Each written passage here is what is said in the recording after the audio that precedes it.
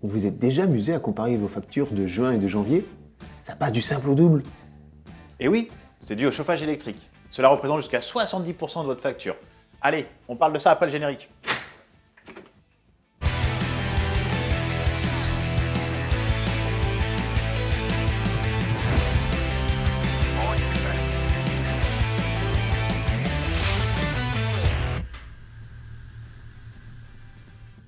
Aujourd'hui, la quasi-totalité des chauffages consomment de l'électricité. On pourrait se chauffer à la bougie, c'est quand même moins pratique et plus dangereux. Moi, je n'ai ni bougie ni radiateur. J'ai encore mieux. Le poêle à bois. Consommation électrique, zéro. Pas tout à fait, Philippe. Dans les logements neufs, les poêles doivent être munis d'une régulation de la température. Ils sont donc naturellement raccordés au réseau électrique et connectés. Oui, c'est vrai, mon poêle à bois communique avec mon smartphone.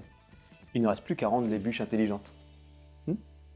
Ok Google, mets la bûche dans le poêle. Malheureusement, CW n'est pas disponible dans votre pays.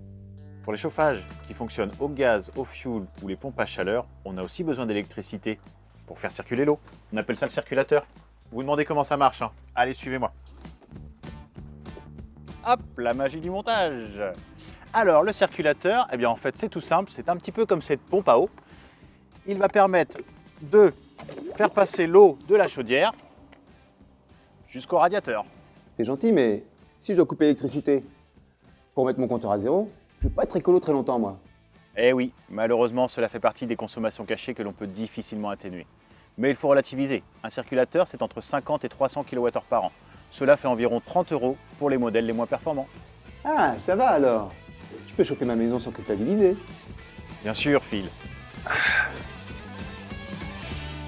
Allez, petite flambée. Chauffer à 25 degrés ne sert à rien. Pour un logement sain et bien chauffé, c'est 19 le jour et 17 la nuit. D'ailleurs, pour information, baisser d'1 degré, c'est faire 7% d'économie d'énergie. Oula, je suis largement au-dessus. J'aurais peut-être pas dû la mettre cette bûche. Ça c'est sûr, Philippe. Pour ta défense, les poêles sont des systèmes de chauffage très performants. Ce qu'il faut éviter à tout prix, ce sont les vieux grille-pains, qui eux consomment à mort. Hein? Il y a des gens qui se chauffent avec des grille-pains? Mais non, pas ceux-là. Je parle des radiateurs grille-pains. Ah, compris. Au-delà de votre système de chauffage, votre consommation d'énergie dépend avant tout de l'isolation de votre maison. Donc avant de changer vos radiateurs, pensez à isoler. C'est gentil, mais pour les surchauffes d'été, on fait comment, nous? Vous conservez aussi bien la chaleur l'hiver que la fraîcheur l'été, un peu comme un thermos.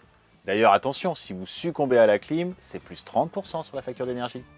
Ben oui, l'énergie la moins chère est celle qu'on ne consomme pas. Et vous, dites-nous comment vous chauffez votre logement. Et si vous voulez en savoir plus, rejoignez-nous sur les réseaux sociaux. Allez, ciao! Au-delà du système d'énergie, c'est le... Non, pardon. Ouais. Au-delà du système de chauffage, c'est... Putain, pardon, vas-y, coupe.